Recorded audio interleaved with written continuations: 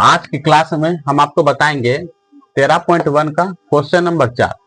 इसमें क्या बोल रहा है कि भुजा 5 सेंटीमीटर वाले एक घनाकार ब्लॉक के ऊपर एक अर्धगोला रखा हुआ है।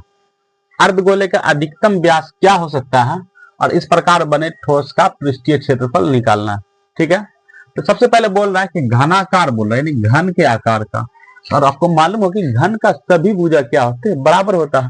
तो हम निकालते हैं, पहले घन बना देते हैं। एक हम घन बना दिए,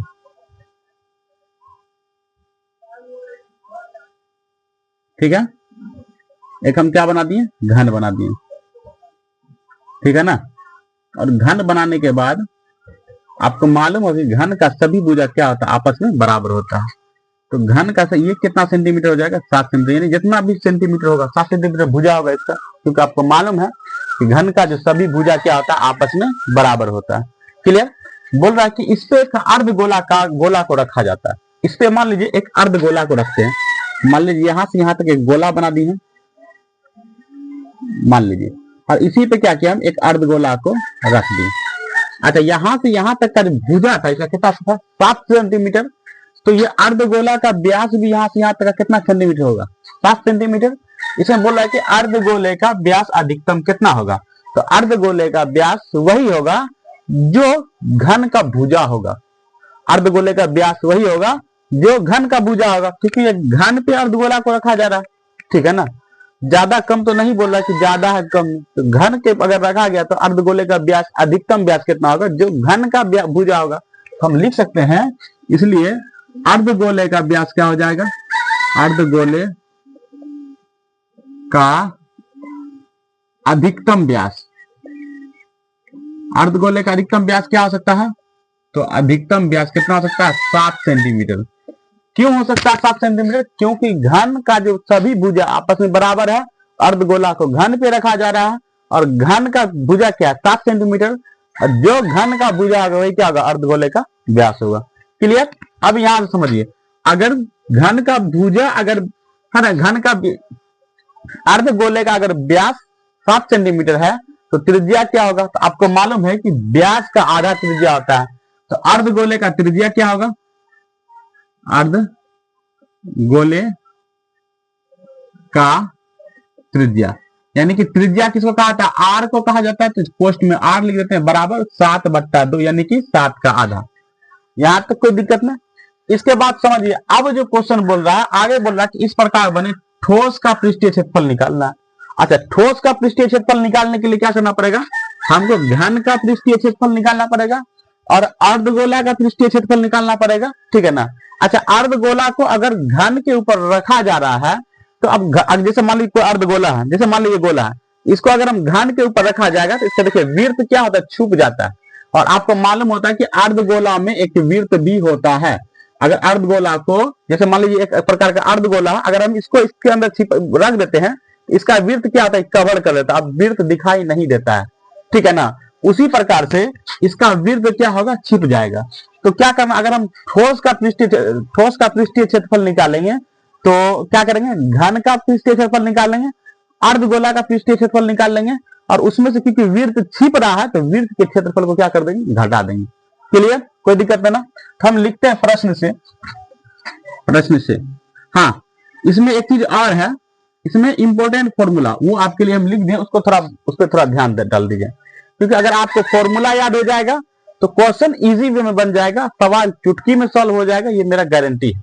तो इंपॉर्टेंट फॉर्मूला, घन का जो पृष्ठीय क्षेत्रफल होता है 6 गुना भुजा स्क्वायर या 6L स्क्वायर भी कह सकते हैं। L जो है भुजा को मानते हैं, साइड को मानते हैं।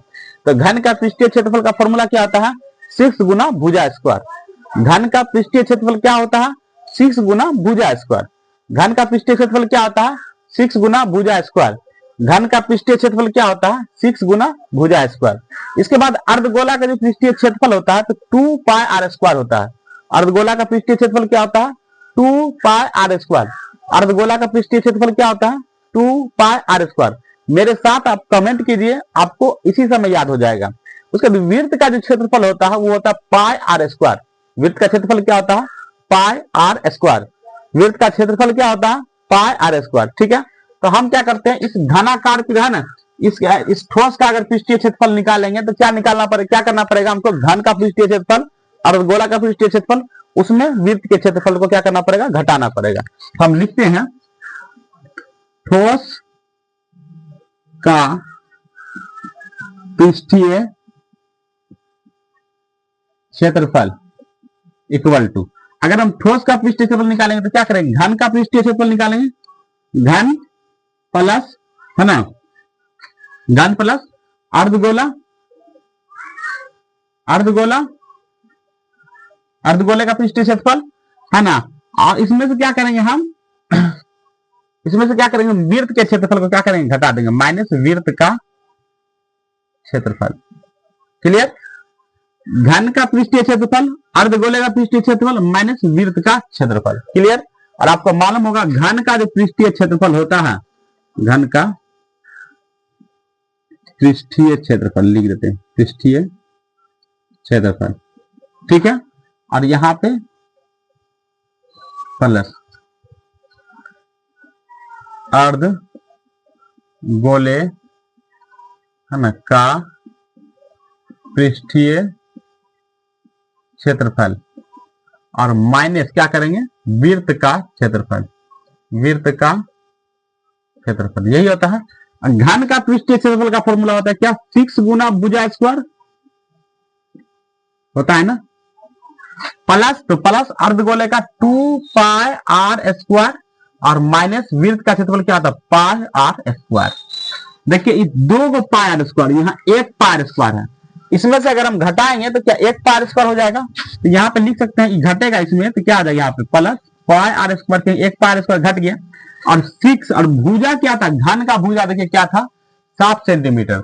यहाँ पे लिख देते हैं घन का भुजा बराबर, घन का भुजा कितना सेंटीमीटर है, तो 7 सेंटीमीटर। तो हम भुजा की जगह क्या दे देंगे, 7 स्क्वायर है तो 2 बार गुना कर देंगे, और आर का देखिए यहाँ पे देखिए त्रिज्या क्या था, 7/2, तो यहाँ पाई की जगह दे देंगे, क्या देंगे, रहने दीजिए, 6 गुना भुजा पर लिख देते हैं, 6 गुना भुजा स्क्वायर।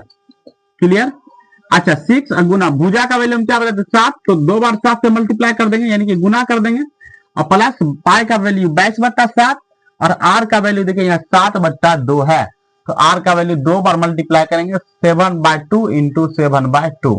क्लियर, अच्छा देखिए ये 7 से ये 7 कैंसिल, ये है ना, और ये 2 से 11 बार में कैंसिल हो रहा है।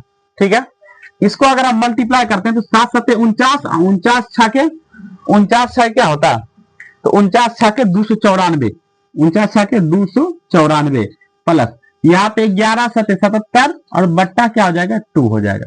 क्लियर, हम इस फिगर को मिटा देते हैं कुछ देर के लिए, ठीक है ना। अच्छा यहां पे क्या आया, 294 प्लस 77/2।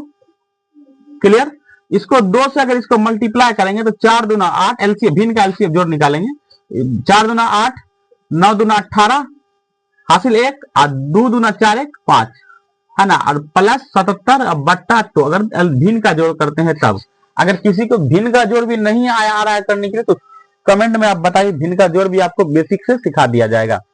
ठीक है, अब 588, अब 588 में अगर 77 जोड़ते हैं तो 665 आता है, क्या आता है, अब बट्टा 2 है तो 2, अगर 2 से इसको डिवाइड करते हैं तो क्या आता है, 2 तिया 6, 2 तिया 6, 2 दूना 4, 2 पंचे 10, और क्योंकि है ना क्षेत्रफल निकालना है तो क्षेत्रफल क्या आता है, सेंटीमीटर में आंसर आता है, तो सेंटीमीटर स्क्वायर में 3 3 2 332.5 सेंटीमीटर स्क्वायर, यही आपका आंसर पुर गया। मेरे ख्याल से आपको समझ में आ गया होगा, अगर आपको समझ में आया होगा तो हमारे वीडियो को लाइक कीजिए, सब्सक्राइब कीजिए और बेल आइकन को जरूर दबाएं ताकि हर वीडियो आप तक सबसे पहले पहुंचे। तब तक के लिए जय हिंद।